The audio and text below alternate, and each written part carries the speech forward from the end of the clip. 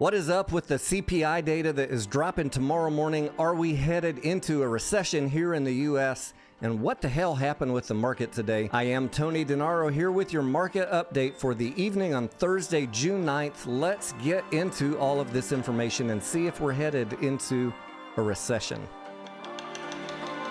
All right, guys, you already know today was a crappy day in the market. It's been kind of a weird week, and I said on Monday in the Discord for the channel members that this week was going to really be decided on Friday. Why Friday, you ask? Because of that very important economic indicator dropping on Friday morning, the CPI index update. This was not going to be a week for Wall Street to take any strong direction up or down, knowing, as they do, that the CPI data is dropping on Friday. So if you're a follower of the economic news, you kind of already knew that this week was going to be weak sauce until we see what happens on Friday morning. Getting into today's bloody action, we've got 5,077 decliners compared to advancers of 1638. What a discrepancy. The decliners ruled the day today, and you already know that. The S&P down 2.38%, Dow Jones down 1.94%, and the NASDAQ down 2.75% on the day. Getting into your meme stock updates really briefly, just some unbelievable stuff happening here. 7.4 million shares borrowed on AMC today,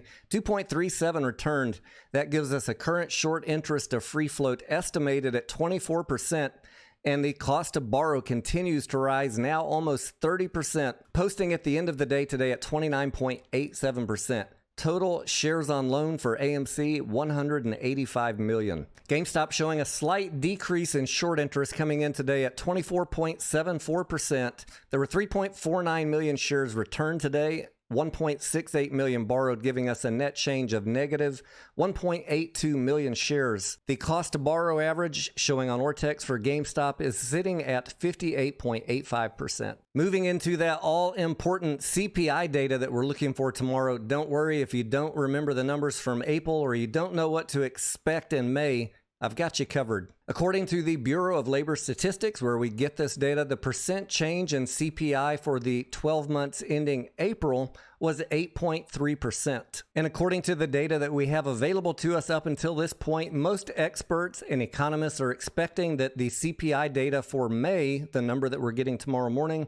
is also going to come in at 8.3%. Is it going to be worse or higher than 8.3%, or is it going to be lower, indicating that inflation has started to slow? Obviously, if Wall Street sees an increase in the CPI number greater than 8.3%, this is going to be a negative indicator for the day and into next week. And some fears of that may have already been priced into the market based on that slide we saw all day today. So keep an eye on the news in the morning. The CPI data drops at 8:30 a.m. Eastern, 7:30 a.m. Central, and we're going to be looking to see if we're higher or lower than 8.3% or if we came in right at expectations. Again, the most bullish scenario for the stock market is that we meet expectations or come in lower than 8.3%. Now, I know a lot of people might be wondering, does the CPI data have anything to do with recession? Well, not exactly. Recession is a different definition, but the CPI data does give us an indicator of what inflation is doing.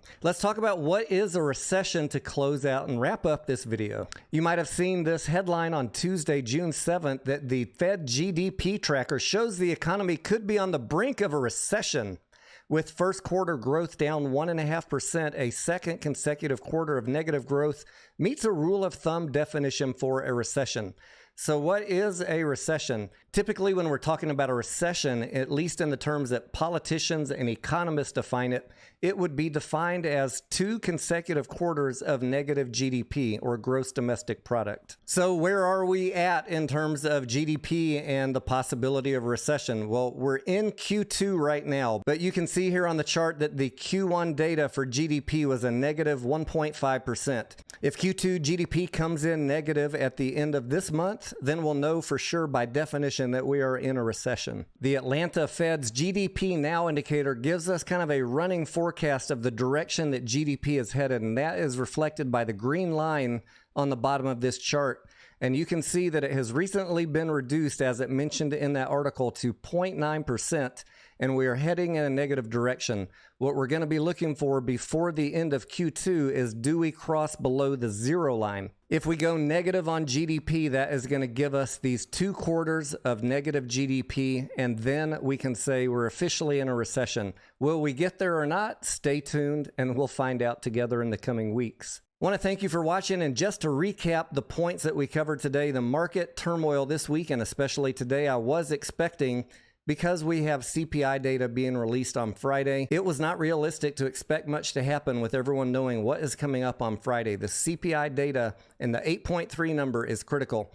And again, a recession is defined as 2 negative quarters of GDP, and we will know that once we finish June of 2022. So stay tuned in July and we'll find out, are we in a recession or not? I am Tony Denaro. I want to thank you for watching. I will be live tomorrow when the market opens to cover these CPI numbers with you. Don't forget to buy and hold that subscribe button, and I will see you on the next video.